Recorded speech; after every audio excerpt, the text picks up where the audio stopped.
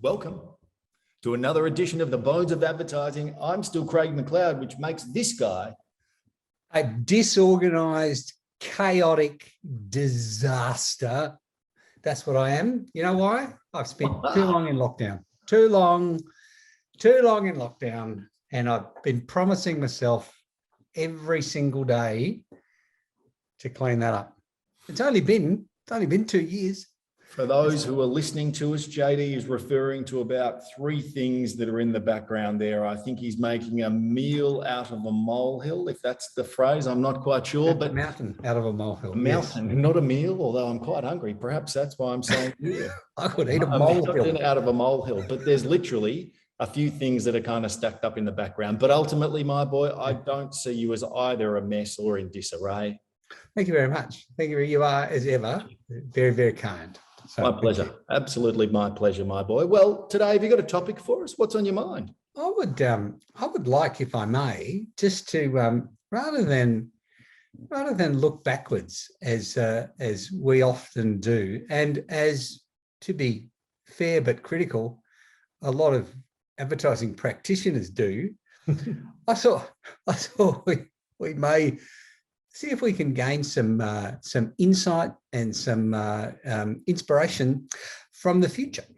Right, the future. That sounds to me like a little bit of scratch and sniff, perhaps, of post-pandemic consumer behaviour. What's it likely to be? We in Victoria, although when this goes to air, we will have been out for a week or so, but we are out this morning from almost all restrictions. I'm not sure exactly what the remaining ones are, but I think there's something like mask in retail. That's one of them. And I think there's still caps on weddings and so on. But other than that, I think it's pretty much where shackles off. Yeah, I think we probably still can't play golf. But, still can't play golf, but that's got nothing to do with any restrictions. Yeah. Can I play golf now? Yes, you can. Oh, good, because I couldn't before lockdown. I love it. That's bloody brilliant. Yeah. So I was thinking, perhaps what we can look at is, at the moment we're in a situation where in Victoria, on the weekends, footfall or foot traffic's about 80%. So it's really come up a hell of a lot. Whereas midweek, it's still below 50%. So what I thought we'd take a peek at, or what we thought we'd take a peek at, is what's going to happen? Are people going to go back into the CBD? Are people going to spend a shit ton more time looking at their screens? Are they going to continue to work from home? What's the likelihood? And I guess, to use one of our favorite analogies, if we were on the castle, we'd be saying, what's the vibe of the market right now? What's the vibe of consumer sentiment? Dennis Canuto being channeled here. I think there is. I think there's 2 things at play. Certainly, maybe 3. But I think one of the key things is people desperately want to get back to normal. I mean, we do tend to be more comfortable with what happened 6 months ago, rather than what may or may not happen tomorrow. As a rule, as a species, and so people will be, if you ask people, I think they say, no, I can't wait to get back in there. But I reckon fear is still, like, we've spent a lot of time in the loneliness of our own rooms, and some of us are going very, very comfortable with that. Like, I don't think I will ever be truly comfortable in an office again, for 2 reasons. I think, one, because there's always that kind of, there might be someone with COVID in this. I don't know. Fear drives me. And because I've learnt the joy of not working with fuckwits. Like, you know what I mean? I love that one. Like, I have, I tend to work with people I like working with, like I tend to gravitate towards people who I like working with. And so if I go into an office and I'm comfortable with the people I'm with, and this is a nice vibe, and I can get on with what I need to do, then that's fantastic. Yeah. But in one of my varied hats that I wear, I used to spend a lot of time in offices with, like, 40, 50, 60 people in an open plan office. And that may be really good for bean counters and people who need to hold meetings, but it doesn't work for productivity, because the idiots just drag you down to their level and beat you with experience. Like, there's Muppets walking around just and it makes no sense. I would be very happy never to work in an office, like in a big inner city office again. Yeah, but I think where you're going with that, my boy, is really interesting, because I think there's a shit ton of people that agree with you. I don't know, and I love Lord Mayor Sally Capp, massive rap on her, and I really do want the city to, vibe up, but far out, I don't know if we're going to get back to what we had. And all of those people that are leasing buildings at the moment right now, or are looking to get out of their leases, or, are comfortable not going back to offices, I wonder what's going to happen. I mean, that's crystal ball stuff, because I reckon there's a lot of people like you, mate, who would be happy never to see a lift, a shit ton of people in the one room again. Like I would say that there's a lot of people in that same boat. I think there'll be a lot of pressure from businesses to have people go back to work so they can justify having to pay enormous amounts of rent for large inner city offices that they won't be able to get out of. I can't see landlords and the managing agents going, oh, you know what, you don't want to come back? No worries. But for those that are going to be, we've been in it two years now. So I don't know, maybe it's 3 + 3 or 5 + 5. I don't know the terms of leases, what they normally are. But at some point we'll come out of that where people are coming out, and I wonder whether people are going to renew and go back. I really do wonder about that. One of the other things I wanted to table is I'm keen to see data on cinemas and stuff, because shopping centre traffic's obviously off its chops at the moment as we come into Christmas, and having not been able to spend a bean, face to face and try shit on for such a long period of time. But I wonder what's going to happen from a point of view of, are people comfortable going back into cinemas now? Because for me, can't wait to go and see JB, can't wait to see my boy Danny Craig, but kind of held off a little bit. My best mate and I, Chrissy T, I'm kind of like, should we go? Shouldn't we go? And he's like, yeah, fuck yeah, let's go. And I'm like, but we're going to go on the weekend, go and see it. So I'm just not sure how all that's going to play out. And then how does it work from a marketing point of view, from a consumer marketing point of view? Like, there's a lot of things that I'm keen to explore and try and get more data and insights on. I think there's been a big shift before the pandemic. There's a big shift to suburban shopping centres. Yeah. And people used to go into town to shop, to get that town vibe. And there were a lot of really interesting places to shop, like, Boots and fashion boutiques and really interesting little restaurants. Like there was a few pockets of the city that were genuinely creative and genuinely, pushing stuff out there. Now you're saying my boy, you're thinking that's not the case. Obviously you think COVID's pulled the ears off that? I think there's been a great migration. Like, I think people have had to put a lot of their lives on hold, and they may come back, but retail is a river, my friend. Retail is a river. And if there's no fish in the river, then, you don't sit on the bank and cast a line, my boy.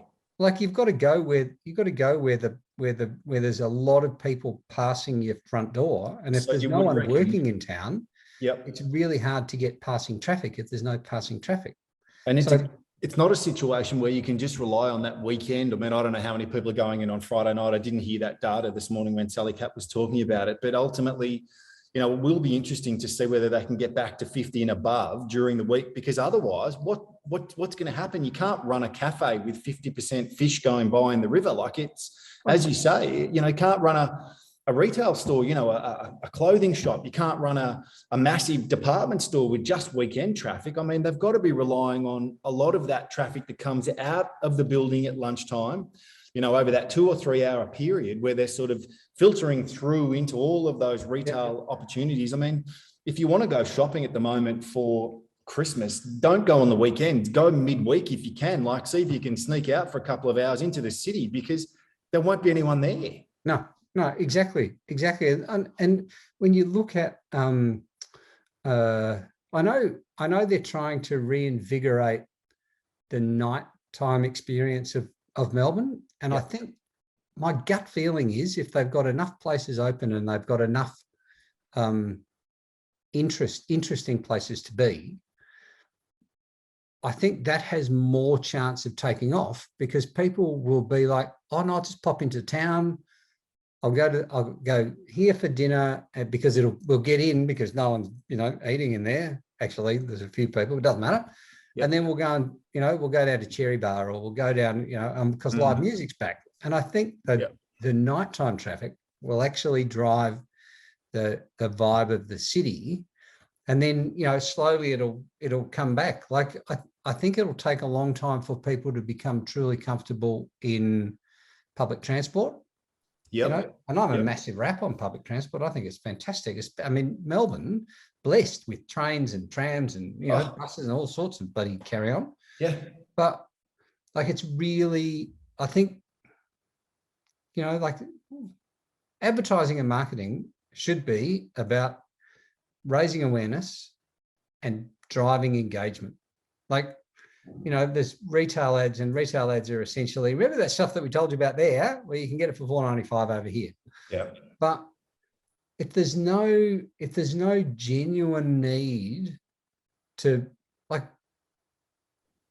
I would put all of my advertising out into the suburbs, because that's where people are going to go to Chatty, or to go to Southland, or go to, High Point, or wherever. Like, and I think that's where the marketing dollar will be spent, because that's where the people are.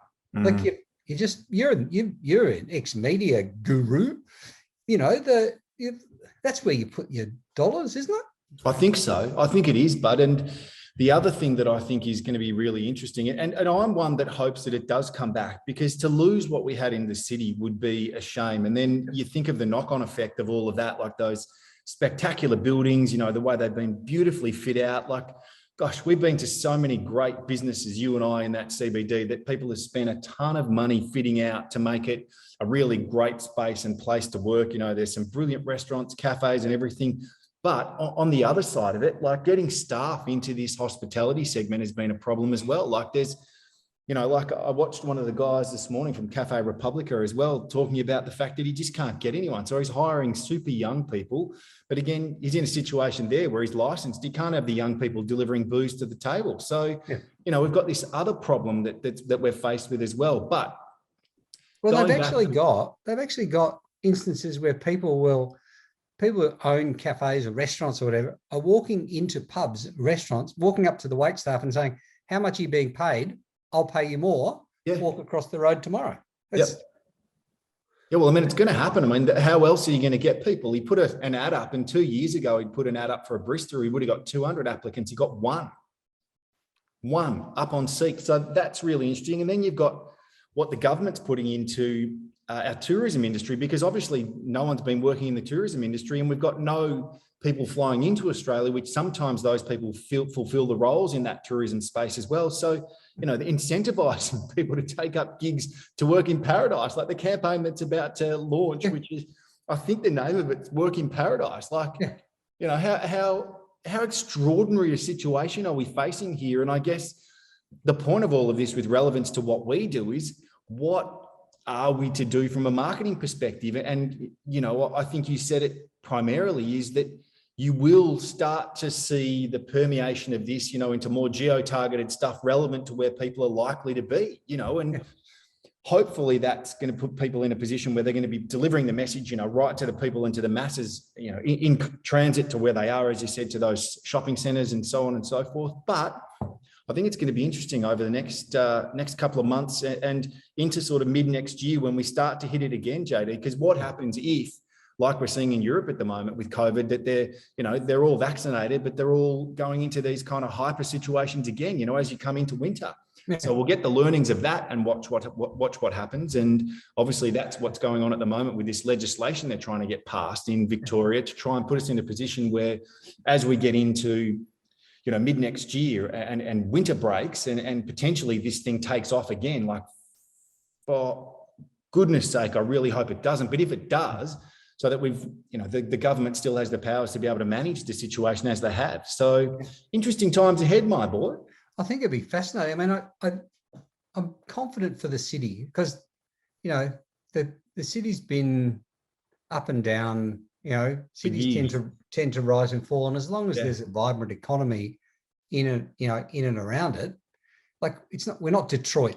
You know what I mean? Like We're not Detroit. You're right. We're not going to be a tumbleweeds down Collins Street, my boy. No. But I think there needs to be an exploration. Well, this is the ideal time for people to explore what else you could be doing with high-rise infrastructure, high-rise real estate in town. Like they're essentially boxes. What can you do with a box? Like, well, the first thought is they can obviously all be repurposed into apartments, and it would really be a matter of trying to manage, the water and power to each of them. But I imagine if there's rises and, they would just build out a shell, and each floor would be X number of apartments, and away you go. I mean, or you could have you could have 10 floors of office and 5 floors of apartment. And do you know what I mean? Like I think there is or you could, some clever buddy Trevor could do a 5 floors of office, and then cheap rent for 5 floors of fashion restaurant.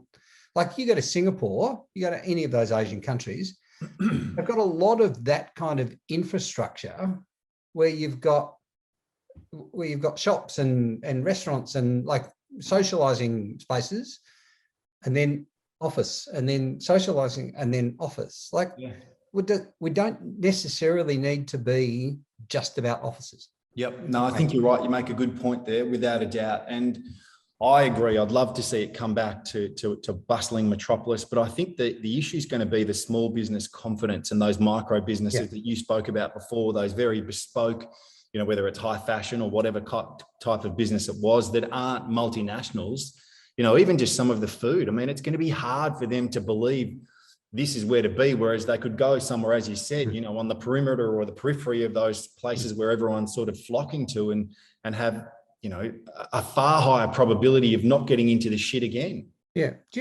I think there is some very simple wins that they can have. I don't understand. I mean, I know Melbourne's got rain, but I don't understand why we don't have more outdoor eating stuff. Yeah. Why? Yeah. Well, in summer it's bloody beautiful, isn't it? And you can surely it's an awning, and go for it. Little band heaters across the top to keep you going in winter. I mean, nothing better than eating outside on a cold night, but you got the beautiful heat radiating down. Yeah. And people walking past, it adds to the vibe. And I think we need to look at new experiences. This is an opportunity to truly explore experiential marketing at a very grassroots level in Melbourne. So it'll be fascinating. It'll be absolutely fascinating to see where that gets us. The next 6, 12, 18 will be very interesting, my boy. That's another edition of the Bones of Advertising. Don't go changing. I won't. You too. You take care. I'll see you next week. All right, mate. Cheers.